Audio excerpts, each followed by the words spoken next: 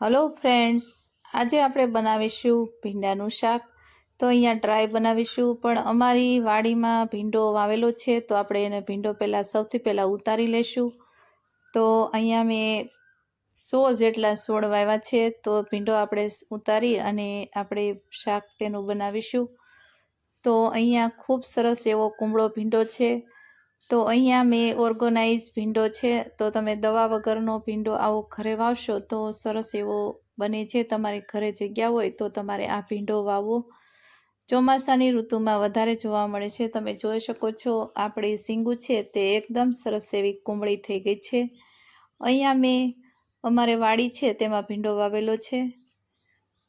તો આપણે બધી શીંગો છે તેને ઉતારી લેશું આ રીતના.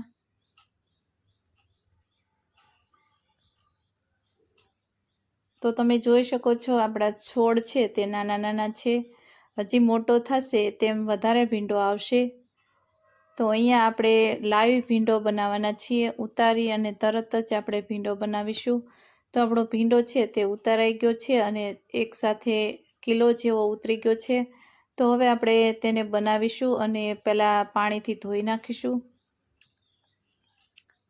તો અહીંયા મેં પાણીથી ધોઈ અને કોરો કરી લીધો છે. 1 કલાક પહેલાં આપણે ભીંડો છે તેને ધોઈ નાખવાનો છે અને પછી કોરા કોટનના કપડાથી સાફ કરી અને આ રીતે આપણે શીંગો છે એકદમ કુમળી હોવી જોઈએ. કડક હશે તો તમારું શાક સારું નહીં એવું બને. અહીંયા આપણે ડ્રાય ભીંડો બનાવીશું. અહીંયા તમે ભીંડો બનાવતી વખતે હંમેશા એકદમ કુમળી શીંગો છે તે લેવાની છે. પહેલાં ભીંડાની શીંગો છે તેને 2 સાઈડના પાર્ટ છે તેને કટિંગ કરી લેશું. કટિંગ કરી અને પછી આપણે તેના નાના નાના પીસ કરીશું. તો આ રીતે આપણે ભીંડો છે તે કટિંગ થઈ ગયો છે. હવે અહીંયા ભીંડો કટિંગ કઈ રીતે કરવો તેની હું ટ્રિક્સ બતાવું છું. તો તમે જોઈ શકો છો આપણે 2 રીતે ભીંડો કાપતા હોઈએ છીએ. ઘણા લોકો આવી રીતે ભીંડો કટિંગ કરતા હોઈએ છે, પણ આ જે ભીંડો કટિંગ કરવાની રીત છે તે ગલત છે. કેમ કે આવી રીતે તમે ભીંડો કાપશો તો તમારે જે સડી ગયેલો હશે, ઈયળો હશે, સડી ગયેલો ભીંડો હશે તો આપને ખબર હોતી નથી. પણ ભીંડો હંમેશા આ રીતે ઊભી સીંગ રાખી અને કટિંગ કરવાથી ભીંડામાં જે સડો બેસેલો હોય તો તમને ખ્યાલ આવી જાય કે આ સીંગ છે તે સડી ગયેલી છે. તો આવી રીતે આપણે ભીંડો કાપવાનો છે. અને ભીંડાના એકદમ સરસ એવા નાના એવા ટુકડા હોય છે, તો આપને ખબર રહેતી નથી કે આમાં કઈ વસ્તુ સડી ગયેલી છે. તો હવે અહીંયા ભીંડો છે તે મીડિયમ સાઇઝના ટુકડા કરી અને સમારાઈ ગયા છે. તો હવે એના આપણા મસાલા કરી લેશું.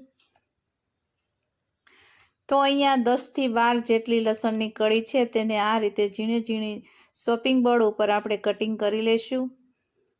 તો અહીંયા તમે ભીંડો નાની નાની બાબતોનું આવી રીતે ધ્યાન રાખશો તો ભીંડો છે તે આપણે વરાળથી કરીશું. અહીંયા આપણે વરાળિયો ભીંડો બનાવવાના છીએ.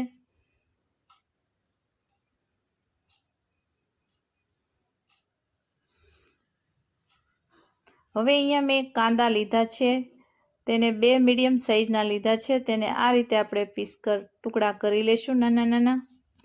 તો આ રીતે તમે ભીંડાનું શાક બનાવશો તો રોટલી, રોટલા, પરાઠા સાથે, પૂરી સાથે પણ ખૂબ સરસ એવું ટેસ્ટી લાગે છે.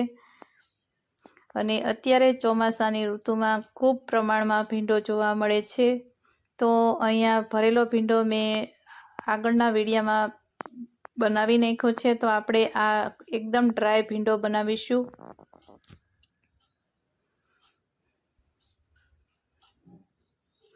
તો આ રીતે મીડિયમ સાઇઝના ઝીણા ઝીણા આપણે ડુંગળીના ટુકડા છે તેને કરી લેશું. તો અહીંયા ડુંગળી છે તે આપણી એકદમ સરસ એવી સમારાઈ ગઈ છે.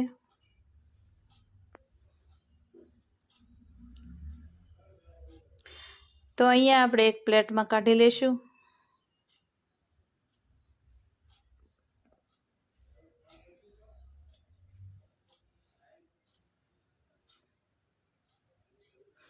હવે અહીંયા એક નોનસ્ટિક પેન લીધી છે અને એમાં 2 ચમચી આપણે તેલ નાખીશું, એટલે કે 2 પાવડા તેલ એડ કર્યું છે.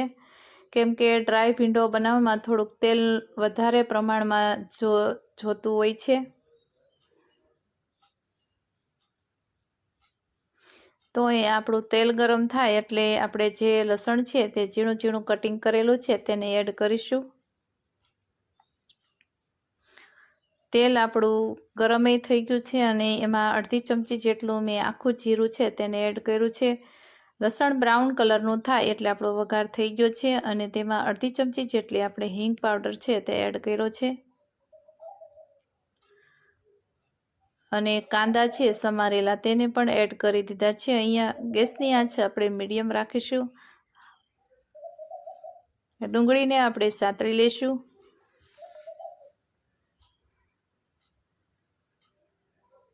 ડુંગળી આપણી સતરાઈ ગઈ છે તો આપણે ભીંડો છે તેને એડ કરીશું અને ભીંડાને આ રીતે મિક્સ કરીશું અને ગેસની આંચ એકદમ સ્લો રાખવાની છે. આપણે વરાળમાં જ ભીંડો બનાવવાનો છે. આ ભીંડો બનાવવામાં 10થી 15 મિનિટ જેવો ટાઈમ લાગે છે. કુલ 15 મિનિટ જેવો ટાઈમ લાગે છે અને આ ભીંડો તમે વરાળમાં બનાવશો તો ખૂબ સરસ એવો ટેસ્ટી બને છે અને સ્વાદમાં ખૂબ જ એવો આપણે ખાતા ન હોય તો પણ એટલો સરસ એવો ભીંડો બને છે અને ખાવાનું મન થાય છે. હવે ભીંડો જ્યાં સુધી આપણે વરાળમાં બફાય ત્યાં સુધી આપણે લોટ બાંધી લેશું. તો અહીંયા હું રોટલી સાથે સર્વ કરવાની છું. તમે પરાઠા સાથે પૂરી સાથે પણ સર્વ કરી શકો છો. તો અહીંયા મેં અડધી ચમચી જેટલું તેલ એડ કર્યું છે અને સ્વાદ પ્રમાણે આપણે મીઠું એડ કરીશું અને બંને મિક્સ કરી અને આપણે લોટને આ રીતે મોણ આપી દઈશું. અહીંયા આપણે ફુલકા રોટલી બનાવવાની છે. તમે સાદા પરોઠા પણ બનાવી શકો છો. તો હવે આપણે પાણી થોડું થોડું એડ કરતા જશું અને લોટ આપણે ભેગો કરી લેશું.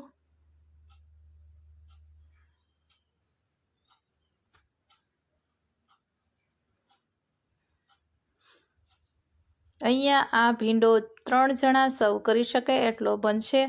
તો અહીંયા આપણે લોટ એકદમ સરસ એવો ભેગો થઈ ગયો છે અને થોડોક મોણ માટે તેલ એડ કર્યું છે. તો આ રીતે 2 મિનિટ જેવું આપણે કૂંદીશું એટલે લોટ છે તે સરસ એવો બેન્ડિંગ આવી જશે તેલનું અને લોટ છે તે એકદમ સરસ મોણ આવી જશે. આ રીતનો આપણે લોટ બાંધવાનો છે. તો તમે જોઈ શકો છો લોટ બાંધતી વખતે હંમેશા ખાસ વાતનું ધ્યાન રાખવાનું, લોટ ચીપકે નહીં ત્યાં સુધી આપણે લોટ બાંધીશું કોઈ પણ વાસણમાં, ત્યારે આપણો લોટ બંધાઈ ગયો હોય એવું લાગે. તો આ લોટ બાંધવાની પણ ટ્રીક હોવી જોઈએ. હવે એને 5 મિનિટનો જ આપણે રેસ્ટ આપીશું. 5 મિનિટ રેસ્ટ આપશું ત્યાં સુધી આપણે ભીંડો છે તે એને પણ આપણે હલાવી લેશું. તો તમે જોઈ શકો છો આપણો ભીંડો એકદમ સરસ એવો કૂક થવા આવ્યો છે અને લાળુ પણ નથી અને ચીકણો પણ નથી, એકદમ ડ્રાય જેવો ભીંડો થઈ ગયો છે. તો હવે આપણે એમાં મસાલા કરીશું. તો અહીંયા આપણે 1.5 ચમચી જેટલું લાલ મરચું પાવડર, અડધી ચમચી જેટલું હળદર પાવડર, અડધી ચમચી જેટલું જીરા પાવડર અને બરાબર તેને મિક્સ કરી અને આ રીતે હલાવીશું. અહીંયા તેલનું પ્રમાણ ખૂબ ઓછું થઈ ગયું છે કેમ કે ભીંડો છે તે વધારે તેલ બનાવતી વખતે વધારે તેલ એડ કરવાનું હોય છે કેમ કે ભીંડામાં વધારે તેલનું પ્રમાણ જોવા મળે છે. તો તમે જોઈ શકો છો આપણો ભીંડો છે તે એકદમ ડ્રાય થઈ ગયો છે અને ઉપરથી આપણે નમક એડ કરીશું કેમ કે જો તમે મીઠું પહેલાં નાખશો તો લાળું વધારે થશે. તો અહીંયા એક આપણે નવા સ્વાદ માટે આપણે એક મેગી મસાલો છે તે એડ કરીશું. તો એનાથી ખૂબ સરસ એવો ટેસ્ટ આવશે. મેગી મસાલો એડ કરતા હોય ત્યારે મીઠું છે તે ઓછા પ્રમાણમાં એડ કરવું કેમ કે મેગીના મસાલામાં પણ મીઠાનું પ્રમાણ હોય છે. તો તમે જોઈ શકો છો આ રીતે મિક્સ કરીશું અને 1 મિનિટ જેવું એને કૂક થવા દેવાનું છે. તો ભીંડાનો કલર પણ ખૂબ સરસ એવો આવી ગયો છે.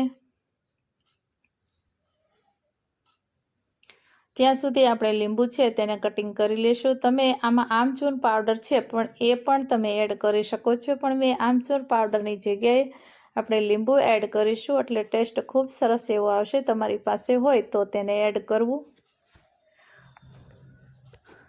તો હવે આપણે લીંબુ નાખી અને આ રીતે મિક્સ કરી લેશું.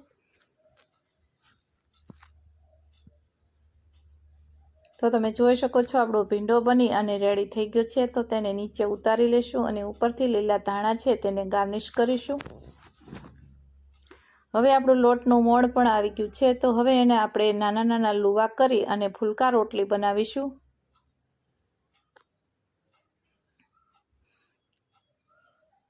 તો અહીંયા બહુ નાની નહીં અને મોટી નહીં એવી આપણે રોટલી બનાવીશું.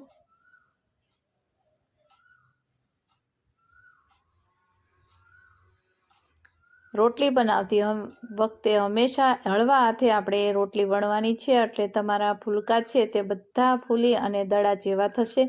તમે વજન આપશો એટલે ફૂલકા બનશે નહીં. આ એક ટ્રીક છે, તમને બતાવું છું. રોટલી આટલી થિકનેસવાળી મેં રાખી છે. તમારે થોડીક જાડી રાખવી હોય તો પણ તમે રાખી શકો છો. અને અહીંયા આપણી લોટી છે તે ગરમ સરસ એવી થઈ ગઈ છે. તો આ ભાગ છે તે આખો શેકાઈ જાય પછી આપણે પલટાવવાનું છે. અને તમે જોઈ શકો છો આપણા આ રીતના ફૂલકા બનાવશો તો બધા સરસ એવા બનશે અને ફૂલશે બધા.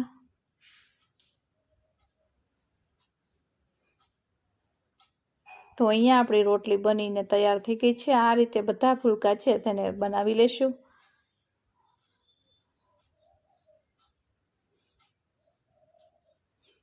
તો અહીંયા આપણે એક સર્વિંગ પ્લેટ લઈશું અને તેમાં સર્વ કરવા માટે આપણે શાક છે તેને એડ કરીશું.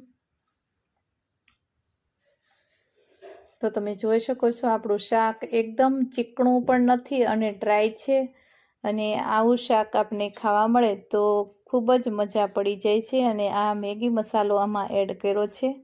તમે ક્યારેય ન મેગી મસાલો એડ કર્યો હોય તો એકવાર ટ્રાય કરજો, ખૂબ સરસ એવો ટેસ્ટ આવે છે.